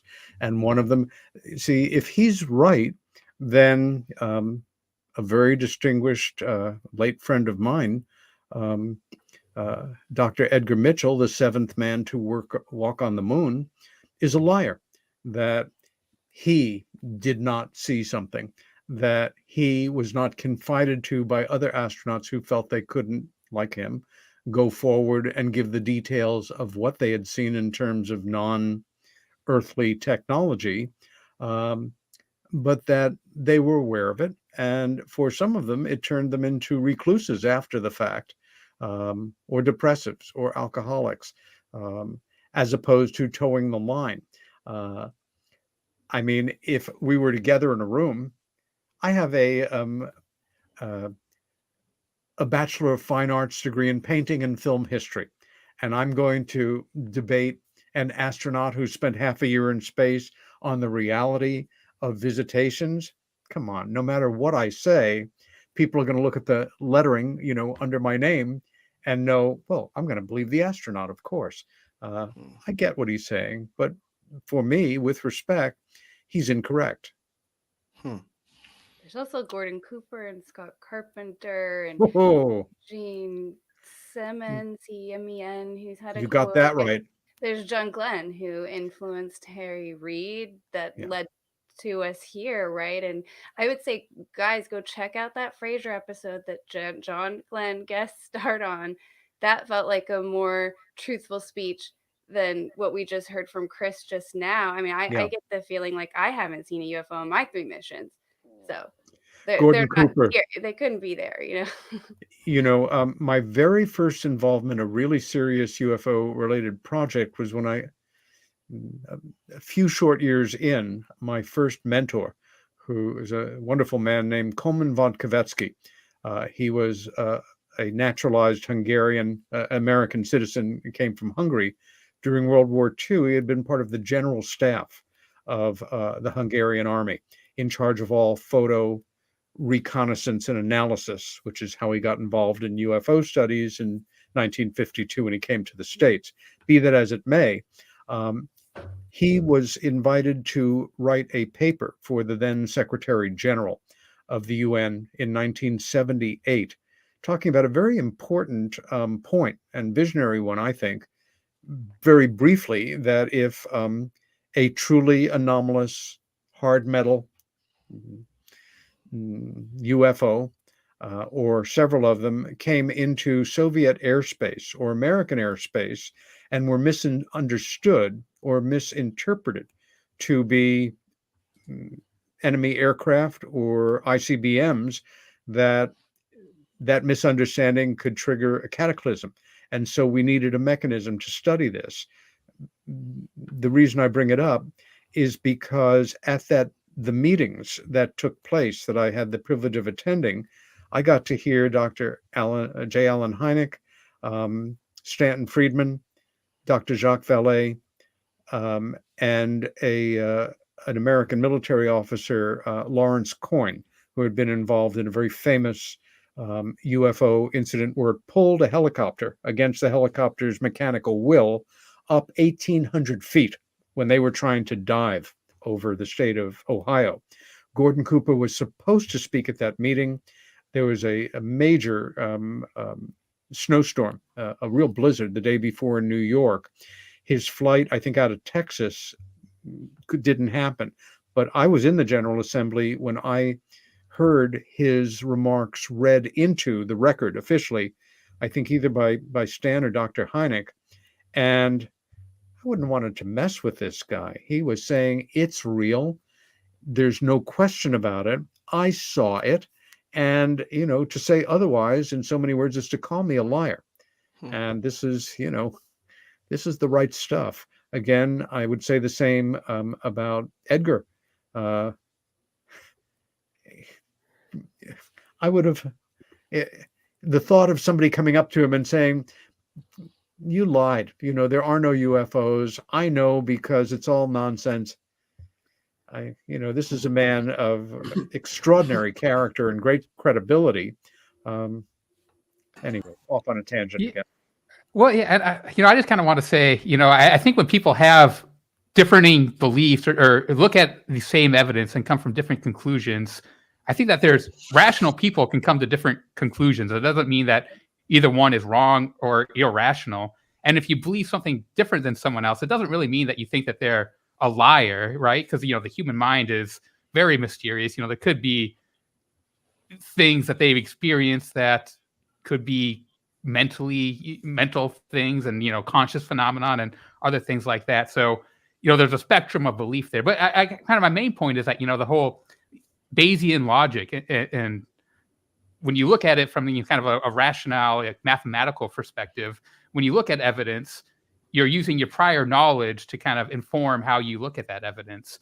So if, someone like an astronaut is in space, thinks that they're in command of science and know everything up there, they're going to need a lot more evidence to convince them that something ET is going on compared to, someone like you who've had a personal experience and, you're probably more apt to believe evidence or not believe it, but accept evidence. And I think that that's perfectly natural and okay, right? And instead of getting at someone to say, no, this evidence is real, I think that we should maybe be exploring our prior beliefs. And, for Chris Hadfield, I'd be very interested to know if he thinks that there are other life in the universe and kind of where his base assumptions about things. I think he's been, publicly speaking, he's been very open to the idea of life being abundant in the star systems. I mean, he's the Fermi paradox, all of those mathematical equations that prove without a doubt, unequivocally, that there's definitely life and more likely even intelligent life among the stars. It's just he hasn't seen it here. He himself hasn't seen it here. And Elon Musk has also echoed a very similar sentiment. And from Elon Musk's perspective, I could understand even more because he's got his own money in it. He's got some real skin in the game and he's got a whole bunch of cameras on these rockets and they just haven't seen evidence of it. And so their life experience, their perspective, again, and this goes back to one of the comments, one of our, somebody put in the chat along the lines of, some people, I think for a lot of people, they're going to have an experience themselves before they ever are open to the idea of this being a reality. And it's, I think, how many astronauts, do you know just roughly how many astronauts have come out and said that they've seen, we got Edgar Mitchell and a handful of others. I mean, I think 6 or 7, maybe 10, let's say. I mean, there's been 571 people that have been in space as an astronaut from multiple countries. And so I think that would be under the guise that they would not be able to come forward. No, but what I'm going to say right.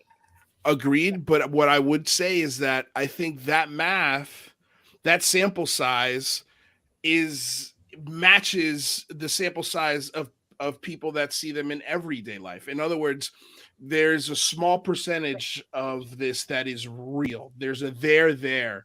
And out of 571 astronauts, if you've got 7 or 8 of them that have actually seen something and that has convinced them that something is visiting here or has been here for a while, I think that percentage goes right along the same percentage that Project Blue Book came back with, goes right along the same percentage. I'm sure that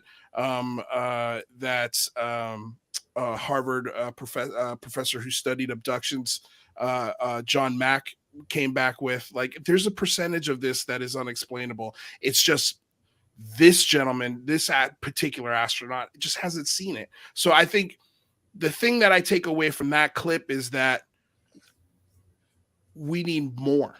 we need something better. We need something either that everyone can acknowledge and agree upon, or people need to have more personal experiences. And then this conversation, and I think this is all incumbent on the phenomenon itself to make itself, abundantly clear that it's there, or it's incumbent upon our leaders to be more open and a little more transparent with what we know and what we don't know. And so that way people don't have to jump to conclusions, that, we have more clarity, and more clarity means we can make better informed decisions.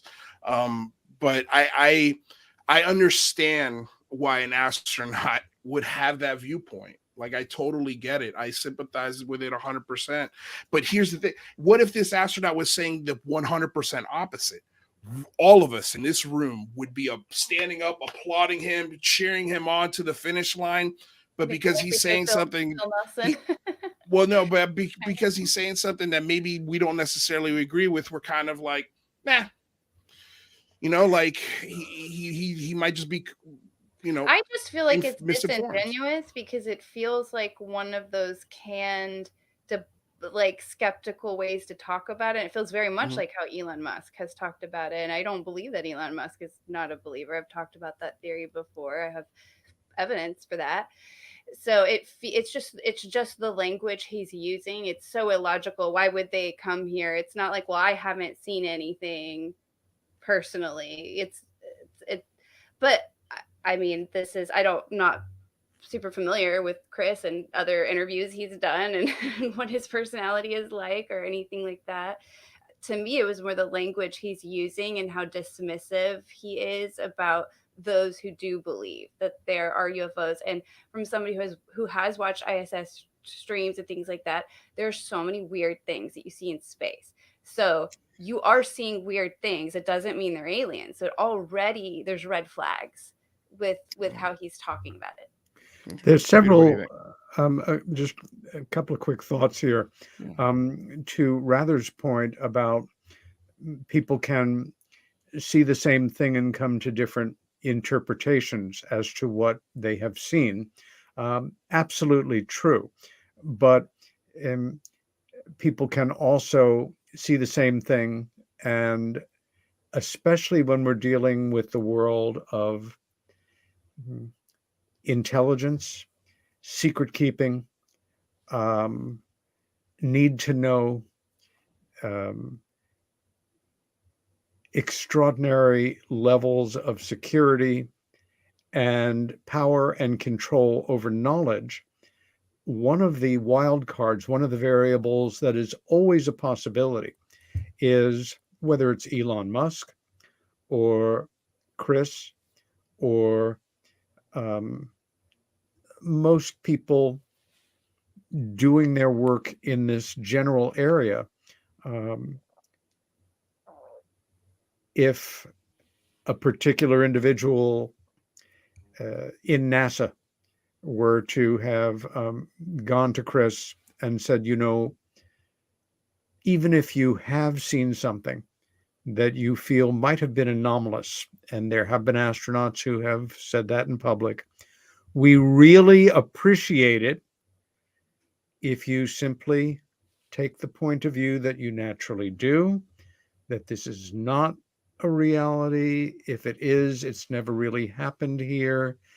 This won't hurt your career if you follow this, but it's important to us that we keep a lid on this. The same thing for you, Mr. Musk. You're a multi-billionaire. You're one of the wealthiest, most powerful people in the world, but you're playing on our terms. And if any camera on any of your craft picks up anything anomalous, we would really appreciate it if you keep it to your damn self for now. We're working on a way, we have been for many years, to try to make all this public without rattling the cage of history and, human affairs too much. But right now, this is all still very loaded material. And we are not happy that people like Gordon Cooper and Edgar Mitchell have gone forward with the respect they've engendered and earned, and said things that are counter to what we want people to think about. If they want to think this is a possibility, that's fine. But don't tell them it's real. Even if it is, we really prefer that you not take that view. I'm thinking out loud here, but I don't think it's out of hand in terms of reasoning of what may be going on behind the curtain, so to say.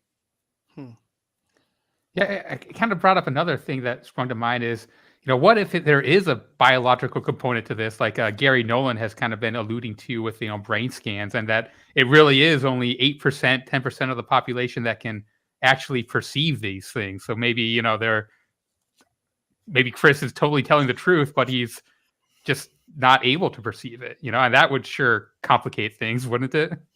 It would. And you know what? Nolan is a brilliant thinker. And why not? Maybe. What would I know, as a layperson who's a bit of a dilettante and over the years has educated myself to a degree, or somebody like me, in this area of neurology or this area of astrophysics or this area, enough for me to understand a basic thing to help me make a point that I need to make, or to appreciate something that somebody a lot more knowledgeable in a field is saying. If he's right, that certainly does answer a lot of questions, isn't it? Yeah. Well, I mean, I think it's just also possible to have spent that much time in space and simply not have seen anything. It is possible. Like, you're doing experiments. There's a billion other things that you have to do as an astronaut, and spending times looking at all of the camera systems and looking out the window is probably 3 to 5 minutes out of your entire day. Or you've seen something anomalous, but it hasn't behaved in an anomalous way. And so you don't identify it as such. And what do I mean by that? No double talk. Is that I remember years ago when NASA had basically an open C-SPAN channel, and there was just, a camera on all the time, and it was public, on the space station. This goes back to, I guess, an early version of it in the later 1980s. And there were a couple of total media freaks that I knew. One guy in Canada who had dedicated his life and his basic earnings to keeping his VCR set to that channel and always having a tape in it. And at a certain point, I mean, he was a cheerful madman, and he edited these things, and he found a number of things that he caught that obviously they saw as well, but that, part of hundreds of hours of viewing, a lot more, and that he put out a video cassette of that. The equivalent of it went viral. One of the most famous things is seeing an object that, could be some kind of space junk or a meteor or whatever coming in, the most boring tracking shot imaginable, until it just goes. Nothing does that without somebody doing something to make it do that. So what happens if Chris, looking out the window, enjoying the view, saw something just tracking along like that and assumed, like any sane person, that it's just whatever the hell it is, but, it's going from there to there, and, goes back to work and doesn't see it go like that. Right. Her ice crystals look really crazy. I mean, they look like little orbs out there in space, and what are you going to do? We really don't have any knowledge of how rare a UFO event is, right? So, that'd be interesting to kind of do the numbers and probabilities on, how high you'd have to be in space, and if you would be likely to see anything at all. Yeah. Also, the wonderful world of editing in every sense of the world. Dan James brings up this point right here perfectly. It's easy enough for somebody somewhere to push a button and just say, oh, something happened. Our screen went blank for a moment there. The 18 minutes missing from the Watergate tape that helped to bring Nixon down. That wasn't an accident. His secretary removed that section because it was embarrassing to the president. And we can only imagine that there's footage that goes blank at points in the whole history of filming things in near and far space where, that was a very interesting clip. What happened after the camera went off is a lot more interesting, but we're never going to see that. So we can create an artificial history. Let's call it a lie by omission. And, it's a real simple human thing. If you don't want people to know about something, in great part, you can keep that information from them and they won't be any the wiser. Okay, so we're almost at the end of the show, and I promised I was going to ask this question. Plus, Ryan Sprague paid $5 to ask it. But a lot of debate on Bob Lazar again since this article came out, and there was an article on Medium that D. Dean Johnson shared, and I thought it was a pretty good one. It was the first thing I read when I woke up this morning. What are Peter's thoughts on the whole Bob Lazar story? I've never asked him that. Basically, to sum up this article, I don't know if you've read it, Peter, but the author went back and spoke to people who actually worked with Bob Lazar at Los Alamos, and it essentially expressed that he wasn't doing the job that he claims that he was doing. At best, he was an electrician that would be able to basically run cables, make sure things are connected properly, and then that was the extent of his job there. But without knowing the knowledge of that article, what are your thoughts just basically on that whole story? Great question. Ryan, I remember when Lazar first came on the scene, and it was quite a big deal. And the information that we all found so intriguing started to come out. For me, Lazar represents, in my life, kind of for me, the ultimate expression of the X-Files mantra. I want to believe him. I know that. And I have developed a mechanism that locks down more often than not. God knows, nobody can accuse me of never having been fooled. I'm the king of being fooled. At the same time, live and learn. Right. There was, for everything that was fascinating or seemingly authentic and fully vetted about Bob, who I never met and who my sense is a very nice person and an interesting guy, who I would love to have a chat with sometime, that I want to think he is who he represents himself to be, and yet I don't. And I feel a little bad about that in a way, because I'm a nice guy and he seems to be a nice guy. But getting close to some of this exotic possibilities can have a very heady effect on some people. And we've all met people, or most of us have in this work sooner or later, who, to be kind, exaggerate their role in a certain situation or assignment that they had to look cooler or, seem deeper or be regarded with more respect. Or just add a note of, romance and excitement to the way that people perceive them. I get that. I understand that. And maybe it's a very human thing. It doesn't make it right, but I understand it. And maybe that's part of Bob and his makeup. I know I should read the new article, and I will make a point of, now that you brought this up, because I remember when it came out. It's just one of many articles I have not quite gotten to yet in my life. That's all right. Yeah. But so, in the great Stanton Friedman world of terms, Bob's allegations remain in my gray box. That's a good way to put it. I mean, I'm finding it very difficult these days, Peter. I feel like a lot of times I feel like I'm walking on eggshells around the legends of this community, and when I see the Bob Lazar story and I read, especially when people who worked with him and a whole bunch of other things that lead me to believe that he's just not being honest. One of the primary things being that Stanton Friedman didn't believe him.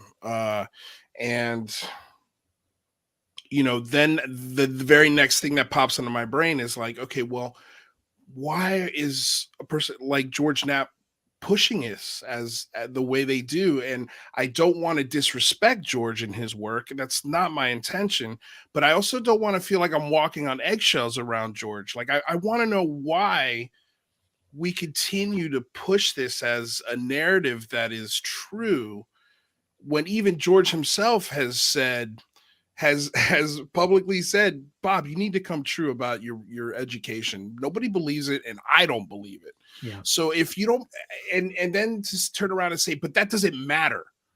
I don't understand why that doesn't matter. Why is it okay for him to lie to you in that regard about something as simple as your education? It's not okay. And that's part of the problem. When you lie and you're caught, even if there are things about your claims background that are intriguing and true, if you are caught in a lie, especially if it's something that's not the most exotic aspect, your educational background, you know what that makes you? It makes you a liar. And that does not really serve you making your case very well for the things you want people to accept about you that you're putting forward as true.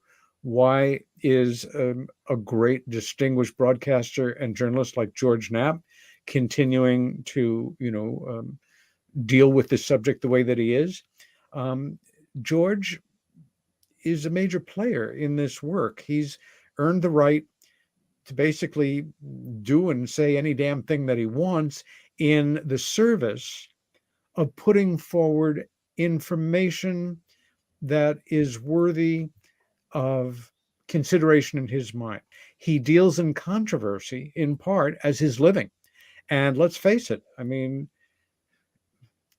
I don't make money with my radio show. You have a wonderful kind of human drive system here where people who really value what you're doing send you money. It's a great expression of this kind of capitalism.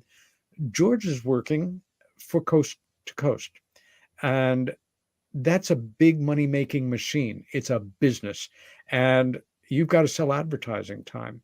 Controversy sells advertising time. And there's also an aspect of all this, many serious researchers, myself included, they get their back up a bit on it. But for a lot of people, this is just kind of some weird ball kind of entertainment that hints at strange truths. But even if it's not true, I love this shit, and I'll listen to it, and I'll listen to all you people talk about it. I'll sit here. I'm with you there. Like, I'm with you there. I will listen to it, and I'll take it for face value, and it's fun. And again, the thing that I've always said about this story is that it draws people to the topic, and then I'm hoping from there they can kind of decipher. But how do we, as a community? I mean, isn't it incumbent upon us to? And how do we do this respectfully? But how do we say to a leader like George Knapp, who people listen to, who people follow, and look to for good, solid information on this stuff? How do we respectfully say, hey, man, can you stop doing this? Like, we need more clarity on this person. And for me, it would be a lot more. I would I'd put myself in battle for George if he would correct this. Like if it was, and it's simple. I feel like it would boost your value, not decrease it. So how do we respectfully do that? Luis, can we? One of the things I absolutely love about you is you just did what you're asking the question about. How do we do it? Just the way you did it and said it, by respectfully thinking that line of thought, hoping that some of it may get back to George. There are endless guests waiting online to be on Coast to Coast, with products to sell, amazing stories to tell, books for you to read, documentaries for you to see. You have just expressed it perfectly.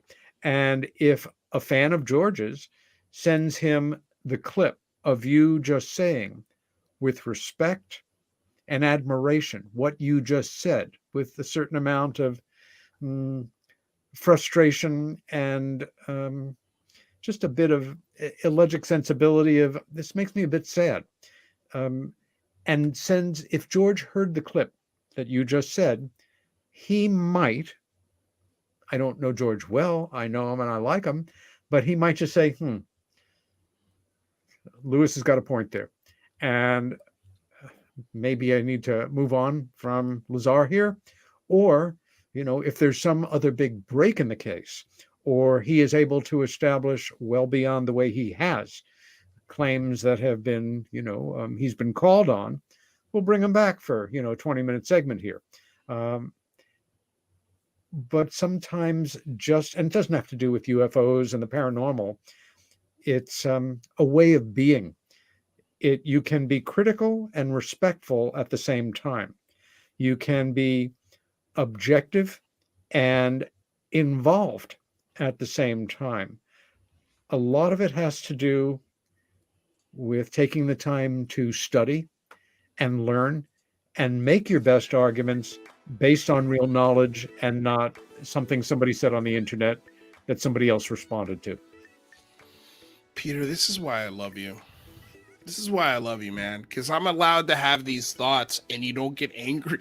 Like, I feel like I express these thoughts either on a Twitter or on a show, or sometimes we get caught in the passion of trying to get answers, and we may seem like we're coming from a place of doubt or I don't believe you, but that's not the case at all. We're really like, in most 10 times out of 10, we respect the shit out of you. We're again walking on eggshells because we don't want to offend you. Like, I'd love to talk to George. Now. Yeah. I from your lips to God's ears, I hope what you just said happens. That would be amazing. And again, like, I am okay with people being wrong on this topic. Anywhere else, with COVID, politics, you need to be correct with stuff. But with this, cut everybody slack on this.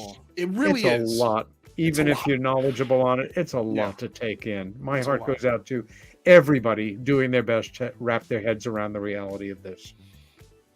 Peter Robbins, I honestly, man, I absolutely love the hell out of you. Guys, do not miss this opportunity to follow Peter Robbins. His link is in the description below. He's got a show on KGRA DB called Meanwhile Here on Earth that is on once a week, every Tuesday, if I'm not mistaken, correct? Monday, 7 to 9 Eastern Standard. 7 to 9. I always get you and Martin Willis's shows days confused. But hey, man, I love that you're going to be here now once a month, and maybe we'll split the book report with debates. We'll do like first half book report, second half we'll debate Roswell. But man, I honestly, I don't have the words to express how grateful I am that you're in this conversation and that I can lean on you for stuff like this. Because it makes me feel a little bit more sane.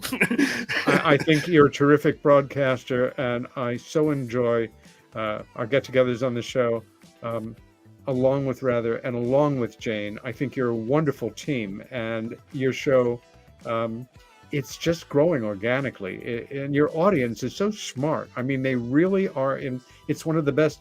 I don't look at it constantly, but it's one of the best dialogues of any chat room that I've ever been involved in, mine included. I really appreciate that, Peter. The Kepler asked, do you have a YouTube channel? I know that the Meanwhile Here on Earth is on YouTube on their KGRA DB YouTube site. So I know for sure you can find it there, but do you also have it anywhere else? Kepler, I am a techno idiot. I'm a analog man lost in a digital world, still trying to find my place. Probably this year will be the year that I'll develop a presence online beyond the basics of what I have right now. Oh man, Aaron Desario, even though you put $10 into this conversation, we are not ending this show. There's no way that we're gonna fit Haima Shed in 2 minutes. I love you to death, but it ain't happening. We're gonna let Peter get out of here. Sir, again, an absolute pleasure. Love you to death, and I'll get with you in a couple of days on some dates as far as more conversations in the future. I really appreciate you. Glad to do it. All right, sir. We'll see you soon. You see what I'm saying? Great talking to Peter. Yeah. I love that guy, man. You know how J. Allen Hynek, the cameo in Close Encounters? We need Peter Robbins and like an upcoming Star Trek or Star Wars. we should have got him in touch with Jordan Peele for the new Nope movie. That way he would have been a perfect little cameo in the background for that film. Anyway, you guys, thank you so much for being here. Almost 200 you guys in the stream tonight. If you haven't already, like, share, subscribe. Jane, what do you got coming up this week? Anything? Oh, wait, well, Weird Hollywood tomorrow night. We're talking Predator. So, what more do you need to say past that? Yeah, I mean, beautiful women talking about maybe one of the best 80s movie ever made. I mean, yes. So go subscribe to her channel. Link is in the description. Rather,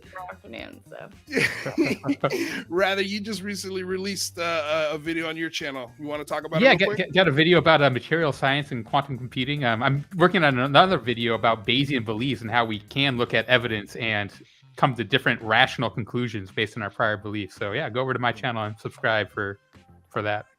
Right on. All right, you guys. Well, I love you for being here. Thanks, as always. Before we get out of here, of course, want to say thank you to Das Tapes. Want to remind you, iTunes, the show will be available there and wherever you find your podcast. Link is in the description below. Thank you to the Patreon members. Thank you to the future Patreon members. Thank you guys for all of the super chats. I truly, truly appreciate it. The YouTube memberships, you guys are a blessing, honestly. And if you can't support with $1, don't sweat it. Again, this show is free. 100% free. You can access it anytime. We don't put anything behind a paywall for you guys, so enjoy. Just all we ask is like, share, subscribe, and we truly appreciate it. Moderators, thank you so much for keeping the chat clean. Don't forget we got links for the merch store, links for Jane, links for Rather, links for Peter Robbins, and links for me, of course, for my Patreon and stuff like that. So please go and support. Until next time, you guys, I love you all very much. We'll see you soon. Peace.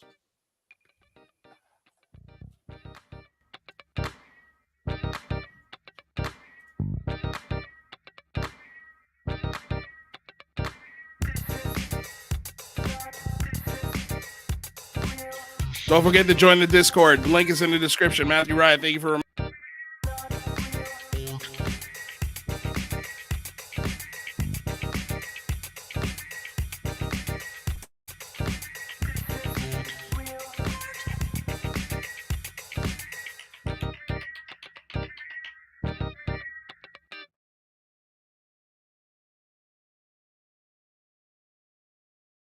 I'm going to tell y'all right now, all of these wonderful people would not be here without Patreon supporters like you. If you enjoy credible news, reviews, and commentary on UFOs and UAPs 5 days a week, you want to support this show. What's your name? Marty. Marty, look how easy this is, Marty. Pick up your phone. Boom! You're a Patreon member. I mean, look, it's so easy. You just click the link, which is right here. Just for $1 a month, you can support this show. Just fill out the information and pledge what's comfortable for you. It could be $1, $5, $10, or who knows. Just support.